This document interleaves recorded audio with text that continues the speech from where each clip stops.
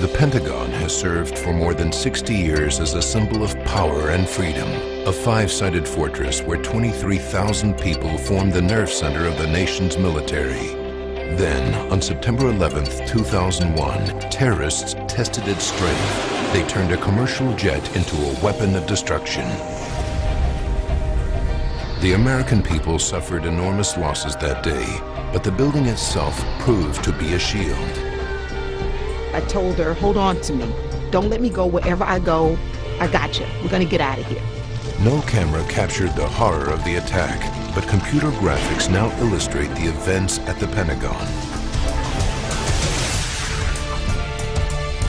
Behind this terror are stories of heroic acts, bravery, and miraculous survival of those whose fate took only seconds to determine.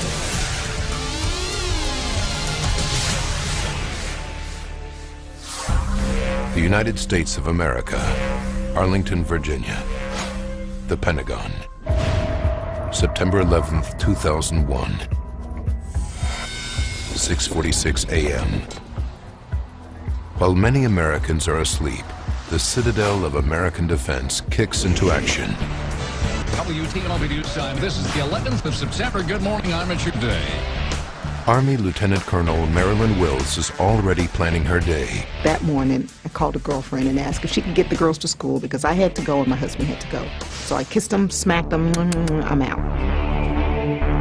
Marilyn is one of almost 23,000 employees who converge on the Pentagon every working day. Men and women, civilians, soldiers and sailors, Marines and airmen. The Pentagon is one of the largest office buildings in the world. Its 5 floors are made up of a unique 5-ring design. Almost 18 miles of corridors weave through more than 6.5 million square feet of office space, the equivalent of 3 Empire State Buildings. It's a city unto itself, with all conveniences under one roof, and a high-tech operations center monitoring the building's safety and security. 7 a.m. Bobby Hogue, a top Marine Corps lawyer, arrives at the Pentagon. I had a standing breakfast meeting with the Assistant Commandant of the Marine Corps. We met at the General Officers Mess, oh dark 30 as the Marines say.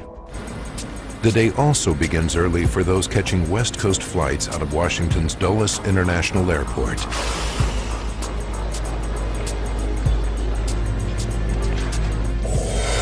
7:18 a.m. Terrorists carrying knives and box cutters make it through the airport security checkpoint and board American Airlines Flight 77.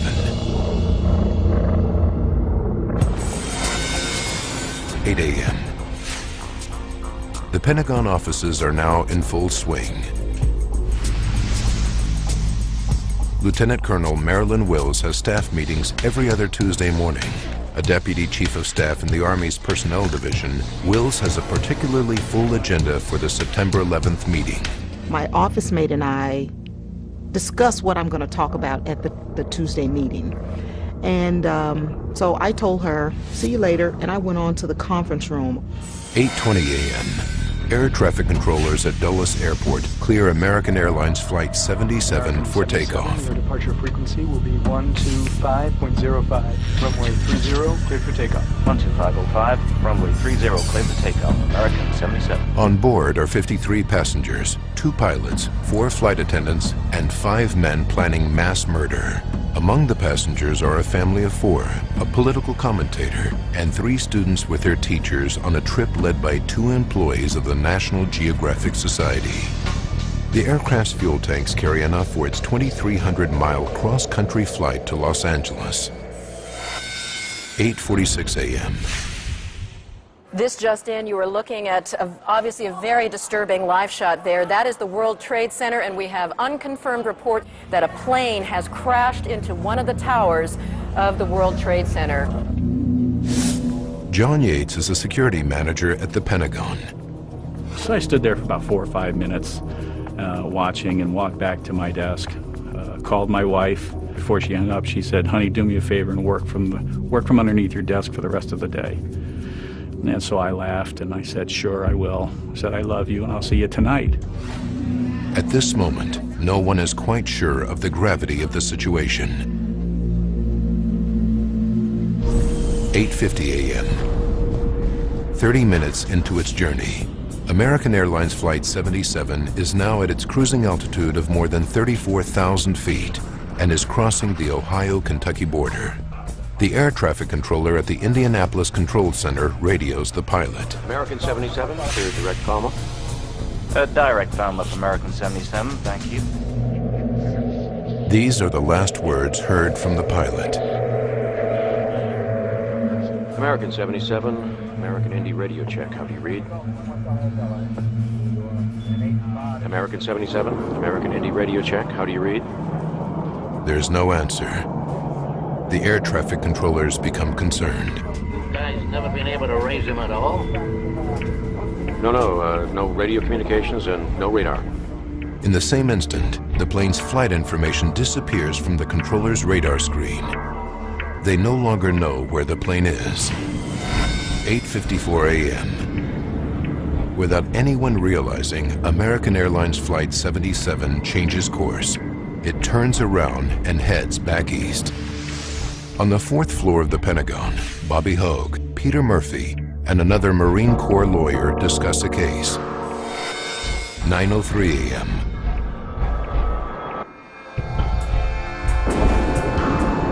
A second plane hits the World Trade Center.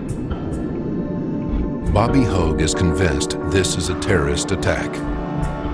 So everybody knows now what's happening, and you know, now you have to act. You have to do something. In offices throughout the Pentagon, tension mounts. Lieutenant Kevin Schaefer watches the breaking news on TV from his office on the 1st floor. I couldn't concentrate on my work, and I stood up at my desk, and I just remember just standing there and watching the events unfold.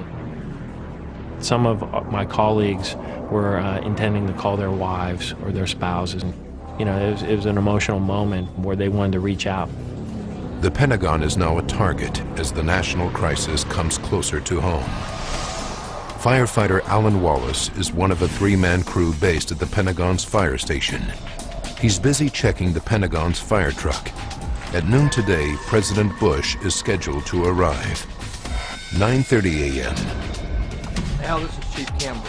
Alan receives a call from his fire chief. The information that Campbell gave me is that the government is considering this a terrorist attack. There's no doubt about it. And something like this could very possibly happen in Washington, D.C. And if that did happen, then our fire truck would be responding to that incident more than likely. Marilyn Wills is still in her meeting, isolated in the conference room on the 2nd floor. She knows nothing about the terrorist attacks on the Twin Towers. And I just happened to glance at my watch and said, boy, this meeting is going a little long. 9:32 a.m. American Airlines has grounded all planes nationwide. As Washington Dulles controllers clear the sky, they spot a fast-moving blip on their radar. It was an unidentified plane to the southwest of Dulles, moving at a very high rate of speed. I had literally a blip and nothing more. Traveling around 500 miles per hour, the plane is heading straight for the protected airspace covering the Capitol and the White House. And it was just a countdown, 10 miles west, 9 miles west, and all of a sudden, the plane turned away. But the unidentified plane makes a dramatic 330-degree turn, nearly a complete circle. It's now heading directly for the Pentagon.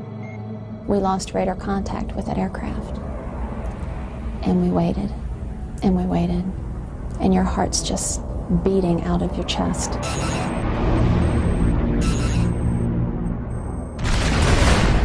Sequester now continues.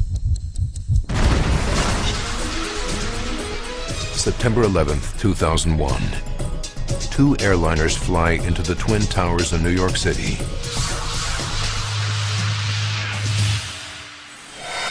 9:32 a.m. Another aircraft has dropped off the radar and is heading straight for the Pentagon.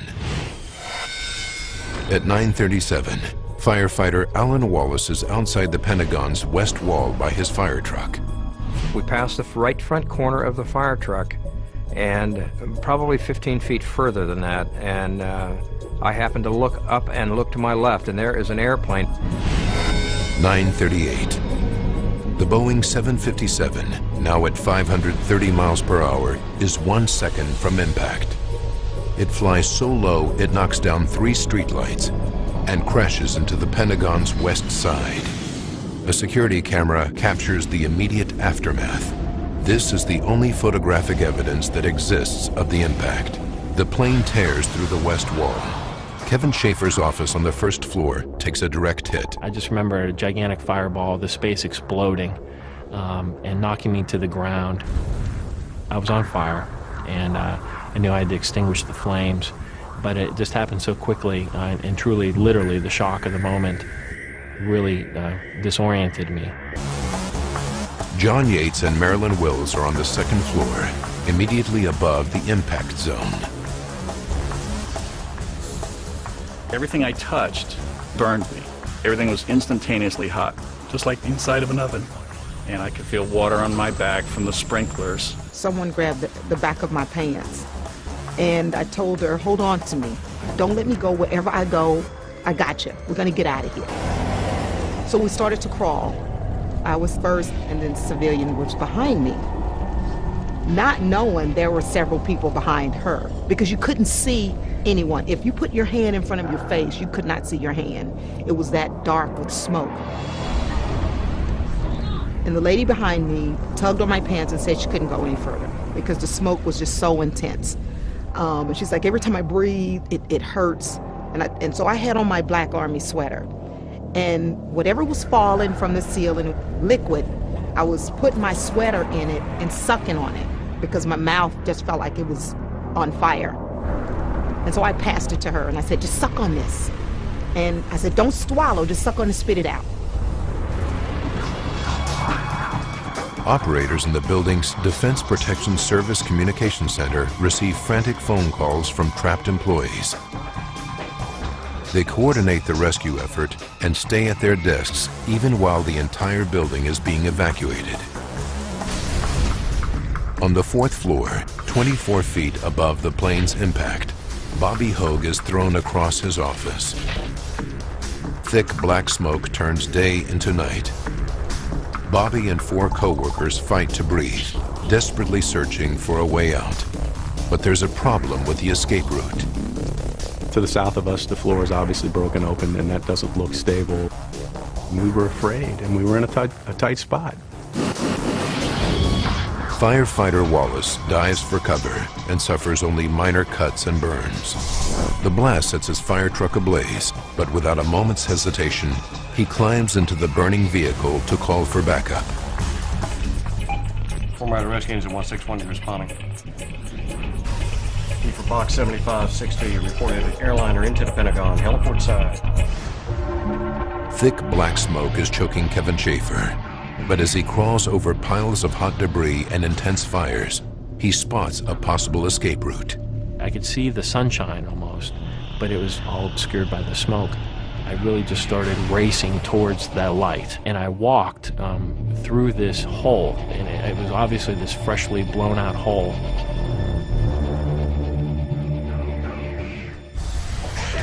But up on the 2nd floor, Marilyn Wills is still trapped.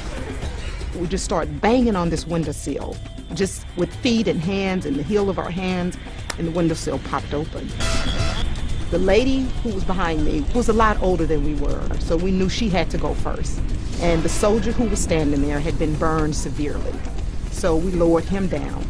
So at that point it left my boss and I in the window. And I knew my office mate was still in there because she didn't have a meeting. And I knew several other people had to be in that area. And so he told me it was my turn to go. And I told him I couldn't because I wanted to go back. He pretty much gave me an order and said, "You go out of the window now." I think that was the hardest thing I had to do because I knew people were in there. But I knew it was suicidal if we went back. So I got out of the window. 9:45 a.m. 10 fire trucks battle to gain control of the blazing inferno. Temporary triage units treat those victims that do escape. By the blazing west wall, Alan Wallace helps those trying to get out through the windows above. The building is on fire. These people coming out of the building are terrified. They're hurt, they're burned, they don't know where they are. The fire is coming out of the top half of the window and the smoke is blowing out of the bottom half, and these people are trying to get out of the building. As the inferno rages, it's impossible for firefighters to reach those trapped on the 4th floor. Black smoke billows from both ends of the corridor. Bobby Hogue and his 4 co-workers keep searching for a way out and come across the crack in the floor again. Now it's opened up, and it's dropped even further, and you can see the fire coming up through the floor. They're trapped. The odds are against them. Follow my voice. Come this way. Some young guys saying, there's a way out here. There's a way out this way, this way. So we don't question much. We just kind of grab onto each other, hunch over, and make for the door. 9:55 a.m. 17 minutes after the plane flew into the Pentagon, firefighters hear the building creaking and cracking. Huge slabs of the floor are sinking. It's about to collapse, so they rush to evacuate the area. 9:57 a.m. 19 minutes after impact, a 75-foot section of the building collapses. It's an agonizing 10 minutes before firefighters get the all-clear to resume rescue efforts. Amazingly, Kevin Schaefer, Marilyn Wills, John Yates, and Bobby Hogue all manage to make it out in time. They are rushed into emergency helicopters and ambulances. 11:30. The fire is now so fierce that it takes firefighters almost 24 hours before they can extinguish the last of the flames. For the first time in American history, terrorists attack the premier defense headquarters of the most powerful nation in the world. Now, by looking back at the events of that day and by going deep into the investigation, we can reveal what happened.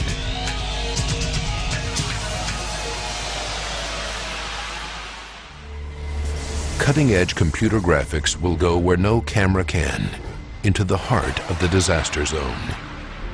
This terrorist act has claimed the lives of 184 innocent victims, 59 passengers and crew aboard the plane, and 125 Pentagon workers.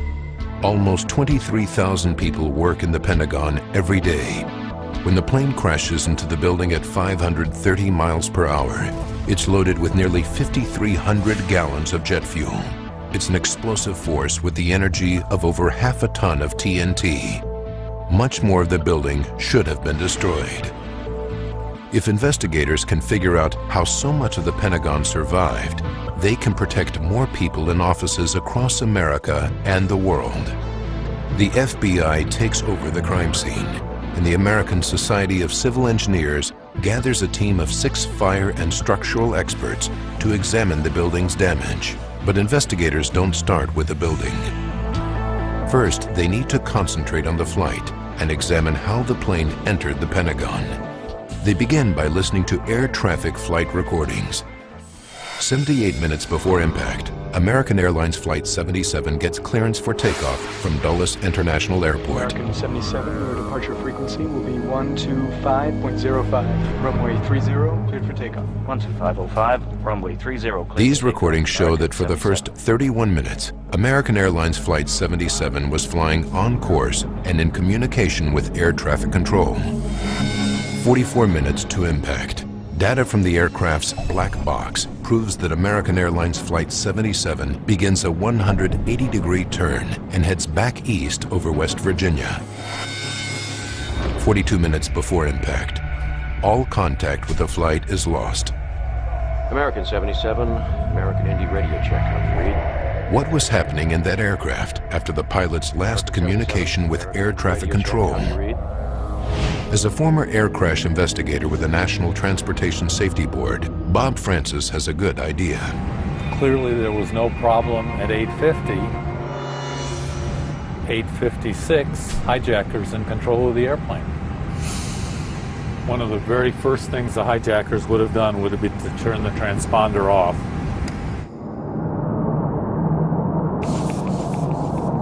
The transponder is a device that relays the aircraft's flight details, its number, speed, and altitude to air traffic control. With the transponder off, American Airlines Flight 77 is reduced to a small blip on the radar screen. They no longer knew which aircraft on their radar was American 77. They basically lost this airplane. This means that for 36 minutes, American Airlines Flight 77 is able to fly east towards Washington, D.C.'s protected airspace, undetected by air traffic controllers. 6 minutes to impact. Suddenly, Washington Air Traffic Controller Danielle O'Brien sees the fast-moving blip headed for the White House. But before she can react, it disappears. 4 minutes to impact. The black box confirms that the plane has entered a dive, dropping 2,200 feet, turning 330 degrees to line up with the Pentagon. It increases its speed to 530 miles per hour. American Airlines Flight 77 penetrates the Pentagon's west wall. This computer recreation shows that the plane is flying dangerously low. Now the angle at which it hits the building becomes the new focus for investigators. It now continues.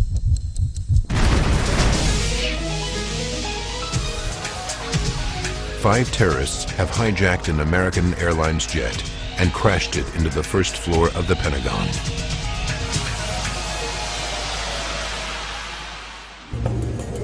Using advanced computer graphics, we can reveal the chain of events that led to this disaster.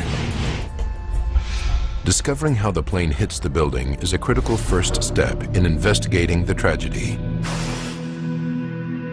There are no images of the actual impact.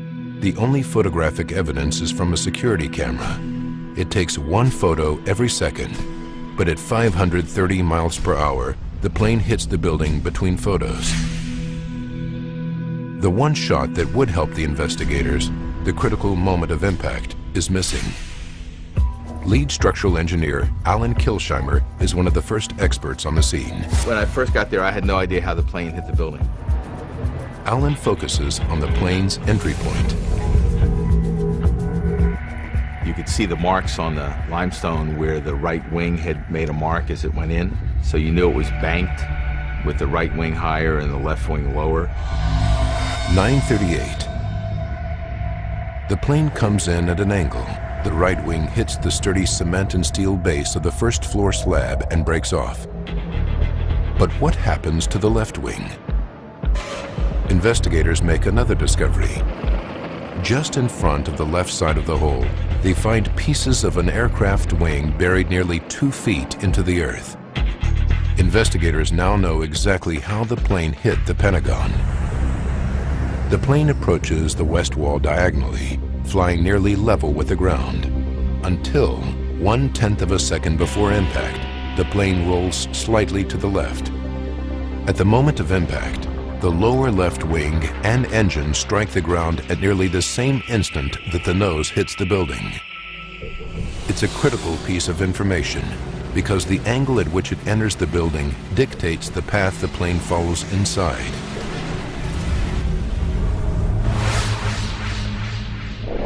There's a thin line between surviving or not, and it's a matter of inches. Now investigators need to know what happens as the plane travels through the building. For clues, they turn to dramatic footage of a controlled aircraft crash test. In 1984, the Federal Aviation Administration tested the effectiveness of a fire-retardant fuel by crashing a Boeing 720 aircraft in the Mojave Desert. They matched this experiment to what happens to Flight 77. First, they compare the speeds. The plane in the experiment was traveling at 170 miles per hour when it hit the tarmac. From its black box, Investigators know that the hijacked 757 was flying 3 times that speed when it hit the Pentagon, 530 miles per hour. Then they compare the distances each plane traveled after crashing. The test crash Boeing 720 slid nearly 1,200 feet before it stopped. But the conditions of Flight 77 were not the same. It was traveling 3 times faster into a fortified building. Pentagon investigators find the furthest remnants of the plane only as far as 310 feet into the building. What investigators now want to know is exactly how did the building's structure slow down the plane so much that it limited damage? Destruction to the first floor is all they have to go on. In a new age of terror, structural experts need to find out how to protect people in office buildings against a terrorist attack. The plane crashed into the Pentagon with such force, it destroyed many of the supporting concrete columns, 65 feet in, 100 feet in. But then at almost 160 feet inside the building, columns are damaged but still standing. Investigators are able to build a clear picture of what went on inside the Pentagon. So what really happened was the entire plane disintegrated as it went through the building. This is the moment of impact. The aircraft's nose acts like a tank round, tearing an opening into the building's face. 1/100th of a second after impact, the plane hits the first 8 columns and begins to break up. 2/100ths of a second, there's still momentum, and what's left of the plane continues traveling forward through offices. 1/2 a second, the black box cockpit recorder and the landing gear punch nearly 300 feet into the building. These are the only recognizable parts of the plane to survive.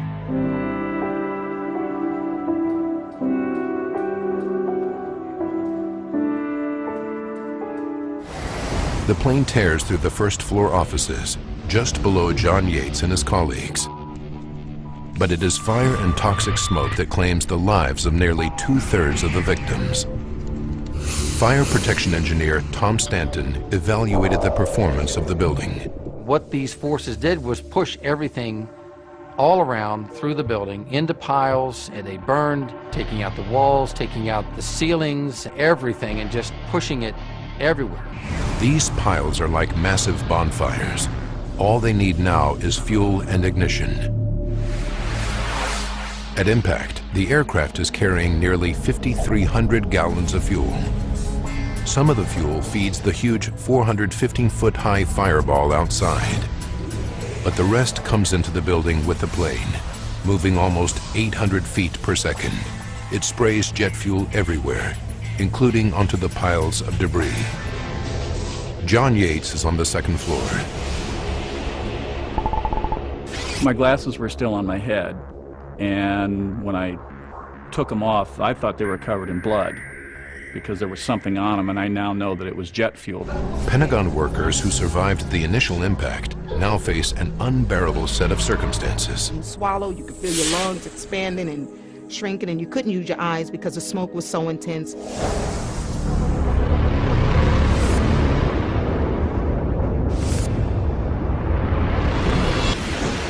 Conditions are intolerable. Fires and explosions rage along the plane's 310-foot track through the building. As widespread as those fires were, some people, like John Yates, did survive. But how? Just 1 year before 9/11, the Pentagon's fire protection systems were overhauled. Engineers installed high-powered sprinklers that could handle twice the amount of fire. As luck would have it, these new sprinklers existed in the very part of the building the plane hit. John Yates, on the second floor, suffered second and third degree burns over 35% of his body. But without these extra sprinklers, he wouldn't have survived. Sprinklers are the most important thing when it comes to fire suppression or fire protection because they're automatic, they're very reliable, and they do the job and they do it well. But it was a different story on the first floor. Here, investigators were sure no one in the plane's path could have survived, but remarkably, one man did. How he got out alive is an incredible story. Seconds,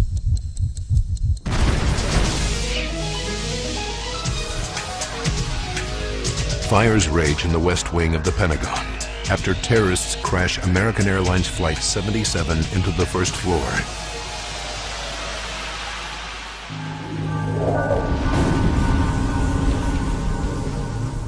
There we were in the heart of the Pentagon, and all of a sudden, in an instant, everything is exploding around me. Dr. Georgine Glatz is chief engineer of the Pentagon renovation program.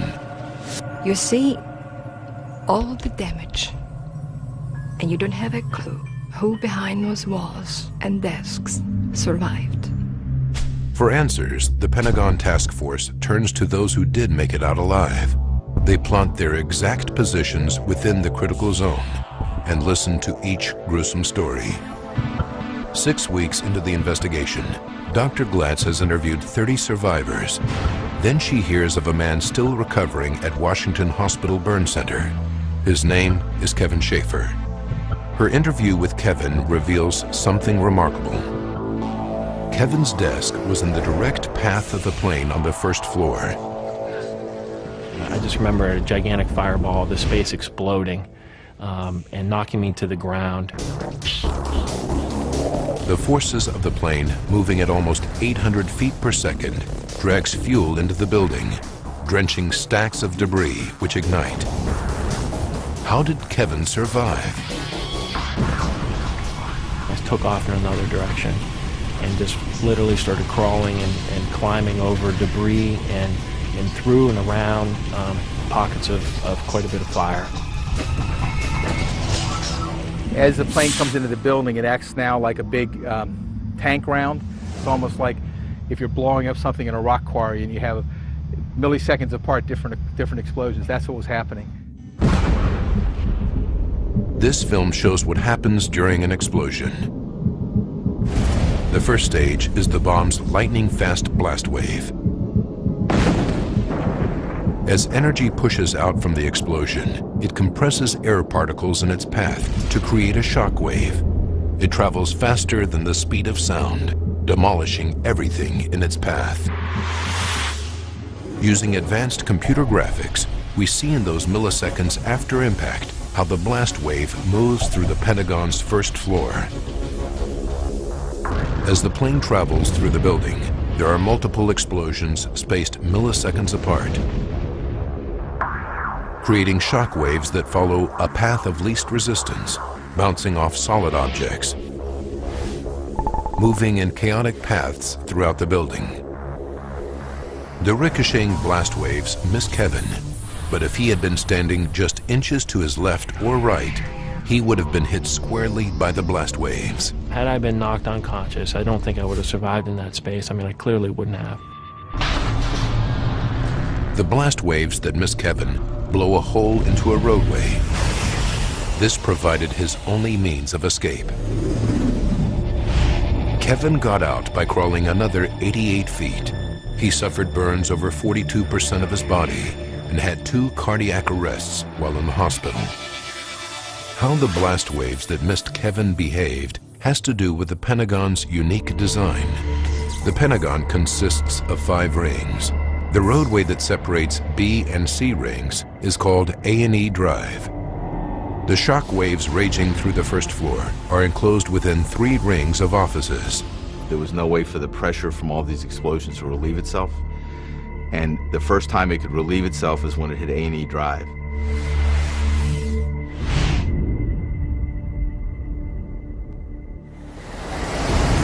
In the end, the path of destruction is only a small sliver of the entire 6.5 million square feet of offices.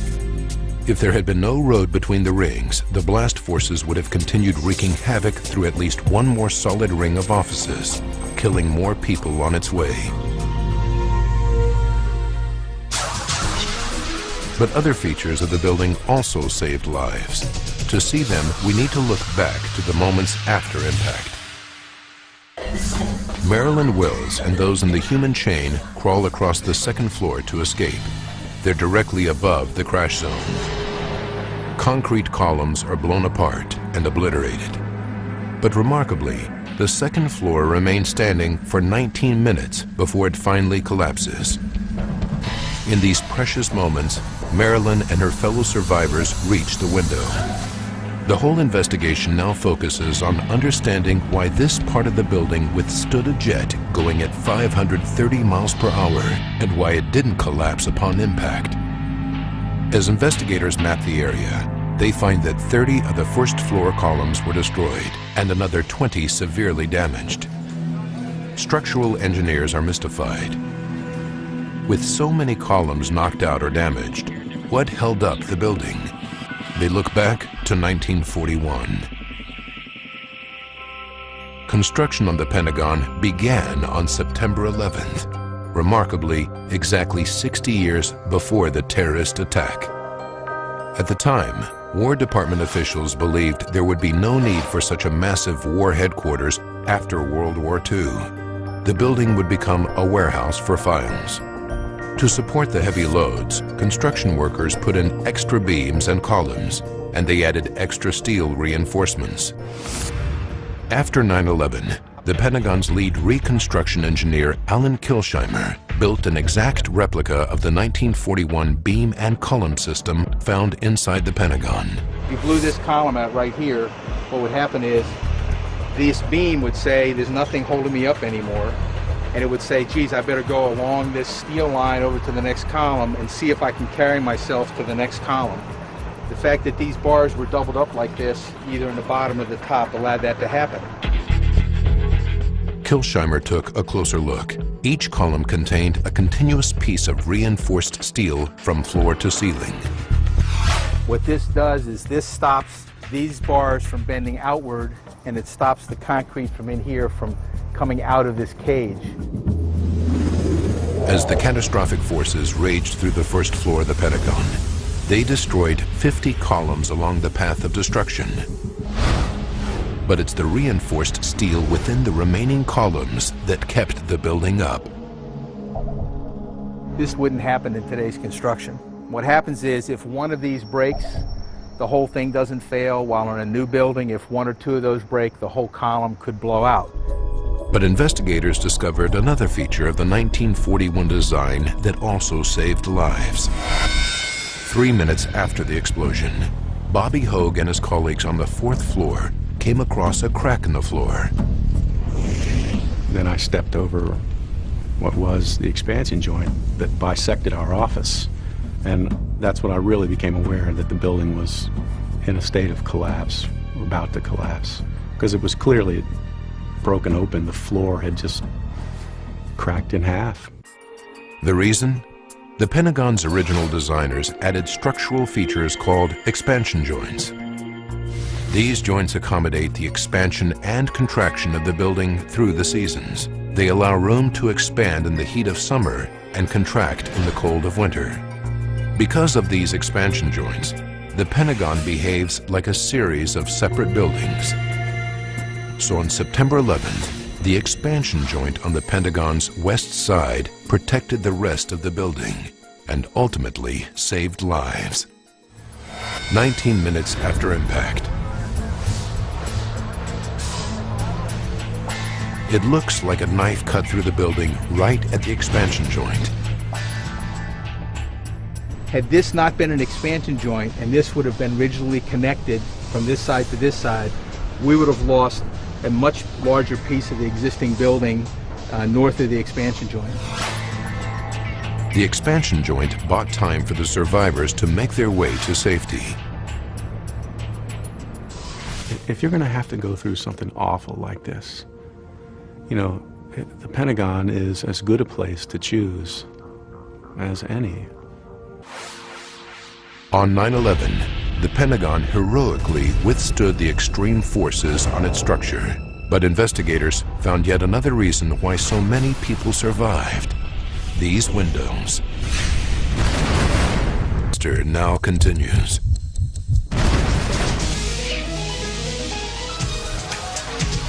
Investigators are uncovering the secrets of how the Pentagon withstood the 9/11 attack and how so many people survived.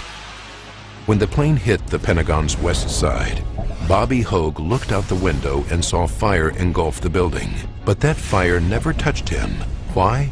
The answer was right in front of him. in the window.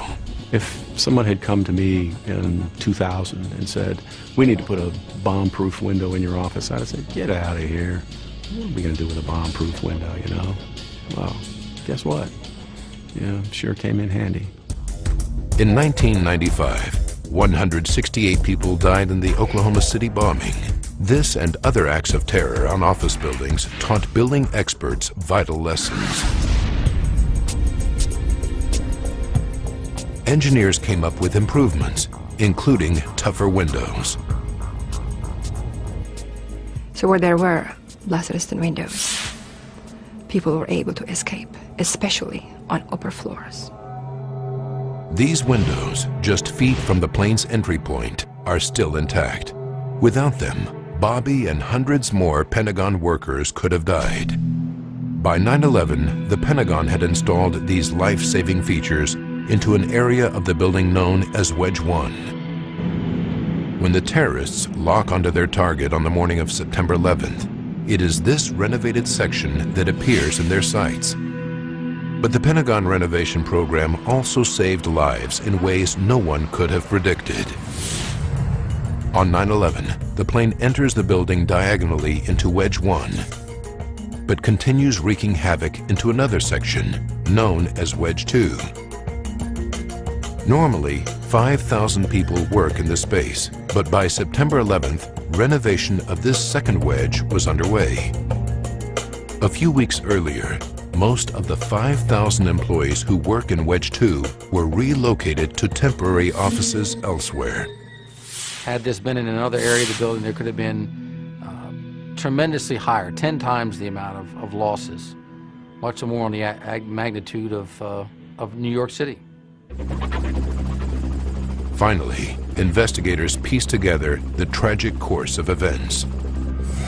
8:20, American Airlines Flight 77 takes off from Washington's Dulles Airport with 53 passengers and 6 crew aboard. 8:56, hijackers turn off the aircraft's transponder. Air traffic control loses Flight 77. 9:38, the Boeing 757 flies into the first floor of the Pentagon. In milliseconds, the aircraft begins to disintegrate. Fuel spews through the building. Violent fires and explosions track the plane's brief but deadly journey. 9:39, the sturdy 1941 construction, expansion joints, and blast-proof windows withstand the impact, allowing many Pentagon workers to make their way to safety. 9:57, only 1/5 of the area hit collapses. All the passengers and crew and 125 Pentagon workers perish. The heroism of the Pentagon employees themselves saved countless lives. Any service member, a soldier, airman, Marine, it's something in you that you never leave your comrades. When that lady grabbed the back of my pants, I believe that was the best thing that happened to me that day. I was no longer responsible for Marilyn Wills. I was responsible for her and all of those people who followed her.